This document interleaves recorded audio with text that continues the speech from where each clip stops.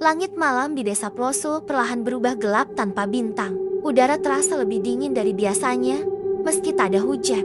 Pohon-pohon randu berdiri membisu di pinggiran jalan tanah. Ranting-rantingnya seperti tangan-tangan tua yang hendak meraih langit. Malam itu sunyi, sangat sunyi. Bahkan suara jangkrik pun hanya terdengar sesekali. Seolah mereka pun enggan berbicara lebih lama dari yang seharusnya. Yuda duduk di kursi rotan tua di teras rumah neneknya. Lampu gantung yang menggantung di atas kepalanya bergoyang pelan. Cahayanya berkedip sesekali seperti ingin mati. Di tangannya, sebuah ponsel menyala, menampilkan timeline media sosial yang ia scroll tanpa minat. Ia baru seminggu berada di desa ini. Awalnya hanya ingin menenangkan diri dari kepenatan kuliah dan keramaian kota. Tapi lama-lama, ia merasa bosan. Tak ada sinyal yang layak, tak ada warung kopi, dan malam hari, desa ini berubah seperti tempat asing yang membuat bulu kuduknya meremang tanpa alasan. Neneknya sudah tidur sejak bada Isya, seperti kebiasaan orang tua di desa. Sebelum tidur, si nenek sempat berpesan singkat dengan suara pelan namun serius. Kalau malam-malam ada suara lonceng kecil dari arah timur, jangan dilihat, jangan keluar rumah, tutup telinga, dan jangan bicara. Yuda tertawa kecil waktu itu. Ia menganggapnya cuma cerita lama untuk menakut-nakuti anak kecil. Tapi sekarang, saat duduk sendiri dan waktu melewati tengah malam, pesan itu tiba-tiba terasa berat. Ia mulai gelisah. Pandangannya mengarah ke jalan kecil di depan rumah. Jalan tanah sempit yang membelah sawah dan semak tinggi, mengarah ke bagian timur desa. Dan saat jam menunjukkan jam 0:47, kring, kring, Yuda mendongak. Ia memicingkan mata, menajamkan telinga. Suara itu sangat halus, seperti lonceng kecil dari kejauhan. Mungkin cuma suara kambing, tapi kambing mana yang pakai lonceng di tengah malam? Kring, kring, kring. Kali ini lebih jelas. Denting logam yang teratur, diselingi derap pelan, seperti suara roda tua yang menggesek tanah basah. Perlahan, di kejauhan, cahaya kekuningan muncul. Bukan dari motor, bukan dari senter, tapi lebih seperti obor tua, bergetar pelan seolah dibawa oleh angin. Yuda berdiri, jantungnya berdetak cepat. Ia melangkah mendekati pagar rumah. Matanya menatap lurus ke arah cahaya itu. Suara lonceng makin jelas. Dan saat kabut mulai merayap, dari semak-semak muncul bayangan besar. Ia menyipitkan mata. Kereta, sebuah kereta kayu hitam, tua, seperti kereta jenazah zaman dulu. Ditarik 2 ekor kuda besar berwarna gelap. Tapi kuda itu tidak menyentuh tanah. Mereka melayang sedikit di atas permukaan jalan, bergerak tanpa suara langkah. Roda kereta menggilas tanah, tapi tak meninggalkan jejak. Kereta itu perlahan mendekat. Tak ada kusir, tak ada tali kendali, tak ada pengiring. Hanya kereta, kuda, dan suara lonceng. Yuda ingin mundur, tapi tubuhnya membeku. Tangannya gemetar, nafasnya tercekat. Dan saat kereta itu mulai memasuki area depan rumah neneknya, ia melihat ada sosok di dalam. Seorang perempuan duduk di bangku belakang, mengenakan kebaya putih yang kotor oleh tanah dan darah kering. Rambutnya panjang menutupi sebagian wajah, menjuntai hingga lantai kereta.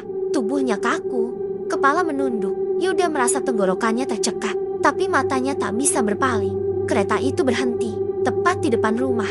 Perempuan itu perlahan mengangkat kepalanya. Wajahnya mulai terlihat di balik rambut. Mata hitam, legam tanpa bola mata. Wajahnya pucat, dengan robekan menganga di bagian mulut. Dan lalu, kepalanya berputar, perlahan, retak, menyeramkan. Kepalanya berputar hampir 180 derajat.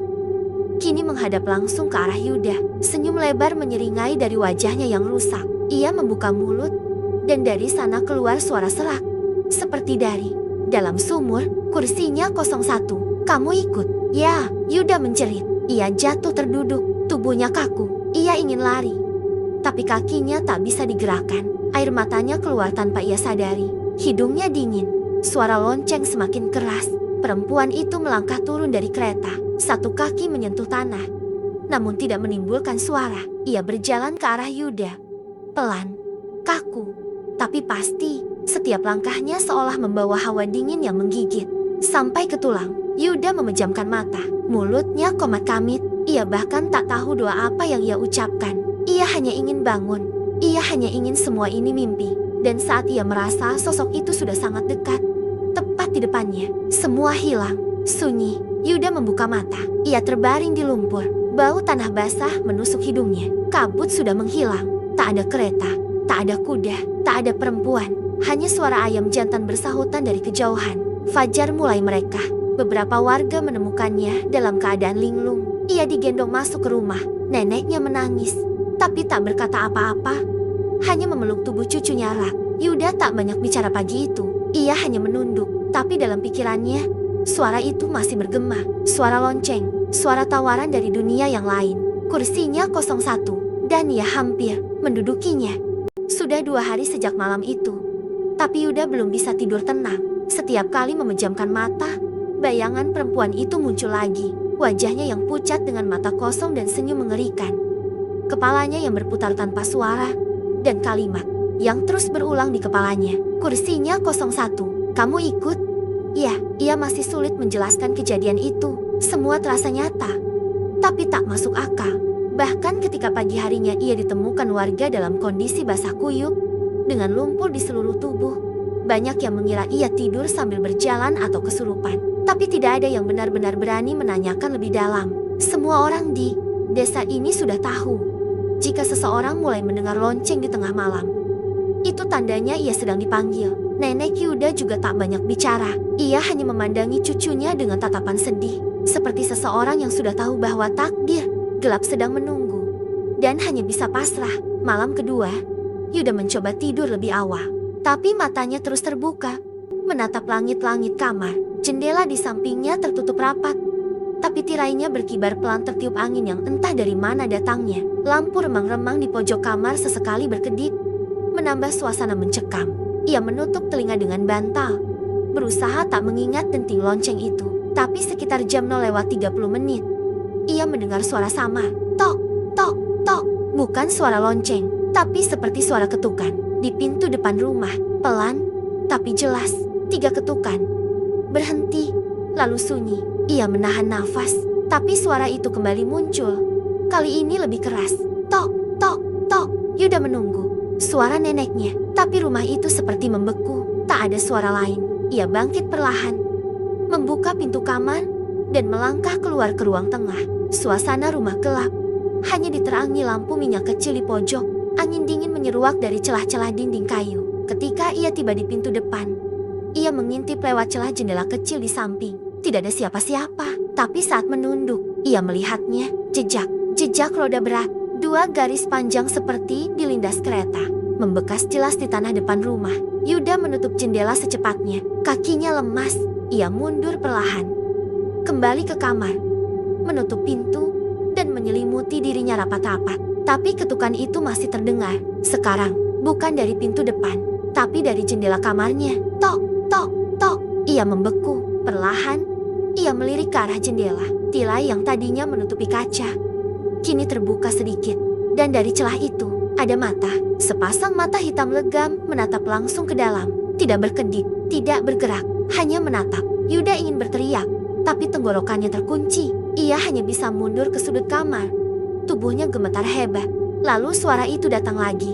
Masih kosong. Kamu belum duduk. Suara itu datang dari dalam kepalanya, seolah bukan diucapkan tapi ditanam. Lalu, jendela terbuka sendiri. Angin dingin masuk.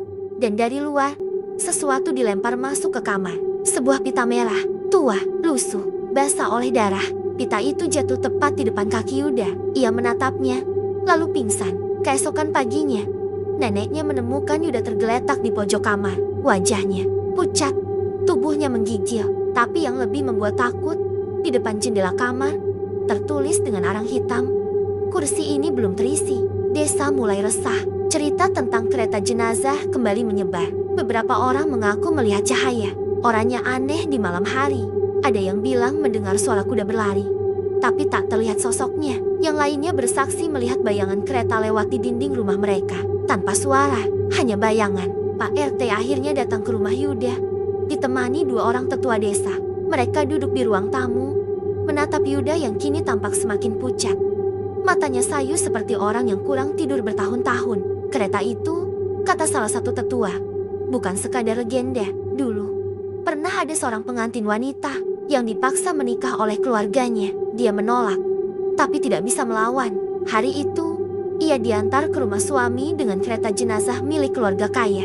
Tapi di tengah jalan, ia melompat, menabrakkan diri ke pohon randu besar. Ia mati seketika. Tapi tidak dengan tenang, arwahnya menolak pergi. Ia sumpahi kereta itu untuk terus berkeliling, mencari penumpang yang baru. Yuda hanya terdiam, tapi dalam hatinya, ia tahu, ia sudah dipilih. Sejak pertama kali ia mendengar suara lonceng itu, ia sudah menjadi bagian dari sesuatu yang tak bisa ia hindari. Malam ketiga pun datang, ia tidak tidur. Ia tahu, kali ini kereta itu akan datang lagi. Dan entah kenapa, bagian dalam dirinya mulai menerima. Mungkin karena lelah, mungkin karena takut yang terlalu dalam telah berubah jadi pasrah. Sekitar pukul 1 pagi, suara itu datang lagi. Kring, kring, kring. Tapi kali ini, tak ada suara kuda, tak ada suara roda, hanya denting, terus-menerus, dari arah jalan timur, semakin dekat, semakin kuat. Udara di kamar menjadi dingin sekali, sampai nafas Yuda membentuk embun. Jendela kembali bergetar, pita merah yang ia buang keluar kemarin, entah bagaimana, kini ada di dalam kamarnya lagi. Terlipat rapi di atas bantalnya, Yuda mengambilnya perlahan, tangannya gemetar, tapi saat ia menyentuhnya, terdengar bisikan sangat pelan. Seperti suara perempuan menangis. Sudah waktunya, ia menatap keluar jendela. Tak ada kereta, tapi di ujung jalan, seseorang berdiri. Sosok perempuan dengan kebaya putih lusuh, rambut panjang terurai. Berdiri dia menghadap rumah, wajahnya tak terlihat jelas. Tapi Yuda tahu, itu dia, penumpang itu, yang malam itu menatapnya dari kereta. Perempuan itu perlahan mengangkat tangan, dan menunjuk lurus ke arahnya. Yuda, mundur, ia membalikan badan. Dan di kamar, kini ada bayangan hitam duduk di kursinya. Udara malam di desa Ploso terasa lebih berat dari biasanya. Angin seperti berhenti berhembus, dan kabut mulai menyelimuti tanah dengan pelan, merayap seperti jari-jari dingin dari dunia lain. Rumah nenek Yuda kini dipenuhi wangi kemenyan dan asap dupa yang membubung dari ruang tengah. Beberapa tetua desa duduk melingkar sambil membaca doa. Wajah-wajah mereka terlihat tegang. Mata mereka sesekali melirik ke arah kamar di ujung rumah itu. Di dalam kamar, Yuda terduduk memeluk lutut. Matanya kosong, tapi tubuhnya terus gemetar. Ia seperti sudah bukan dirinya lagi, terlihat hampa. Seolah hanya tinggal cangkang yang siap diisi sesuatu yang lain. Pita merah yang dilempar sosok itu malam sebelumnya kini melingkar di pergelangan tangan Yuda. Padahal neneknya bersumpah, sudah membuangnya ke sungai sebelum matahari terbit. Tak ada yang tahu bagaimana bisa kembali. Tapi semua orang di situ paham satu hal. Malam ini, kereta akan datang untuk menjemput. Pak RT mengetuk pintu kamar pelan, lalu masuk membawa segelas air dan beberapa lembar daun sirih. Minum ini, nak, supaya kuat, ucapnya pelan. Tapi Yuda hanya mengangguk lemah. Matanya tak pernah benar-benar menatap. Ia terus melihat ke jendela, seolah menunggu, atau mungkin seolah sudah pasrah, seolah tahu tak ada tempat lagi untuk lari. Ketika waktu menunjukkan pukul 1 lewat 12 menit, suara pertama terdengar. Kring, kring, kring.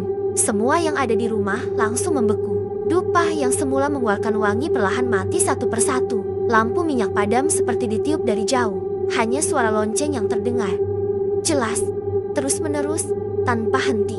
Dari luar, suara langkah. Kaki kuda menyusul, tapi berbeda dari sebelumnya. Kali ini langkah itu berat dan dalam, seperti menghantam bumi dengan amarah. Dari luar rumah, terdengar suara roda kereta berderit. Bukan derit biasa, tapi bunyi kayu tua yang memekik seperti menangis. Beberapa tetua desa segera berdiri, membentuk lingkaran, membacakan doa keras-keras. Tapi suara itu tak berhenti, justru semakin dekat. Dan tiba-tiba, semua suara menghilang, sunyi, lengkap, seolah dunia berhenti berputar. Tiba-tiba, jendela kamar Yuda terbuka sendiri. Angin dingin menyapu seluruh ruangan, tirai berkibar liar, dan dari luar, sebuah cahaya oranye kekuningan muncul, cahaya obor tua. Dan kemudian, suara itu, suara tangis perempuan, pelan, sedih, menyayat. Yuda berdiri perlahan, kakinya goyah, tapi matanya fokus. Ia melangkah ke jendela, dan dari sanalah ia melihatnya. Kereta itu, hitam, besar, roda besi, ditutupi ukiran-ukiran tua dan kain putih yang sobek tertiup angin. Ditarik dua kuda besar yang kali ini tampak membusuk. Kulitnya mengelupas, tulangnya terlihat. Kereta itu berhenti tepat di depan rumah.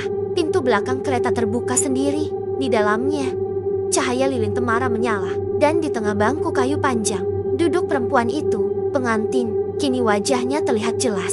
Kulitnya putih seperti lilin, tapi penuh bekas luka dan sobekan. Matanya merah darah, tak berkedip, rambutnya menutupi sebagian wajah.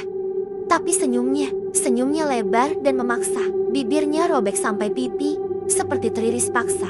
Tangannya kurus dan panjang, kuku-kukunya menghitam. Ia menatap lurus ke arah jendela Yuda. Lalu, tanpa membuka mulut, terdengar suaranya langsung dalam pikiran semua orang yang melihat. Aku tak mau sendiri lagi. Kursiku 01, dan kamu yang kupilih. Yuda menggigil. Tapi ia malah melangkah maju. Entah karena kekuatan dari luar, atau memang karena dirinya yang sudah kehilangan harapan. Ia membuka pintu rumah, melangkah keluar perlahan, melewati Pak RT yang menahan tangis, dan neneknya yang kini terduduk di tanah, menangis sambil memeluk sajadah. Saat ia tiba di depan kereta, perempuan itu berdiri. Ia turun dari kereta dengan gerakan lambat, menyeret kaki yang kaku, lalu berdiri di hadapan Yuda. Mereka saling menatap, tanpa berkata apapun. Perempuan itu meraih tangan Yuda dan menuntunnya naik ke atas kereta. Tepat ketika Yuda duduk di bangku tempat sosok itu biasa duduk, suara jeritan terdengar dari dalam rumah. Neneknya pingsan, langit mendadak merah, dan kereta itu bergerak pelan tapi pasti kembali ke arah timur. Jalan kecil yang tertutup kabut tebal, roda besi menghantam tanah tanpa suara. Cahaya obor perlahan menghilang, tenggelam di kegelapan malam. Yang tersisa hanyalah bekas roda dan bau bunga melati terbakar. Pagi harinya, warga desa menemukan tanah di depan rumah Yuda berlubang kecil, seperti bekas tertindih benda berat. Tidak ada jejak kaki, tidak ada kereta, tidak ada kuda, dan Yuda menghilang. Di dalam kamarnya, hanya ada pita merah terlipat rapi di atas bantal, dan selembar foto tua yang tidak pernah ada sebelumnya. Foto itu memperlihatkan sebuah pernikahan. Di dalamnya ada seorang perempuan muda dengan kebaya putih, tersenyum, dan di sampingnya, seorang pria yang wajahnya mirip sekali dengan Yuda. Nenek Yuda kini tinggal sendiri. Kadang malam-malam ia terbangun karena mendengar suara lonceng dari kejauhan. Tapi ia hanya menutup telinga dan berdoa. Sebab ia tahu, sekali seseorang naik ke kereta itu, mereka tak pernah kembali. Dan kursi itu mungkin akan kosong lagi suatu malam nanti.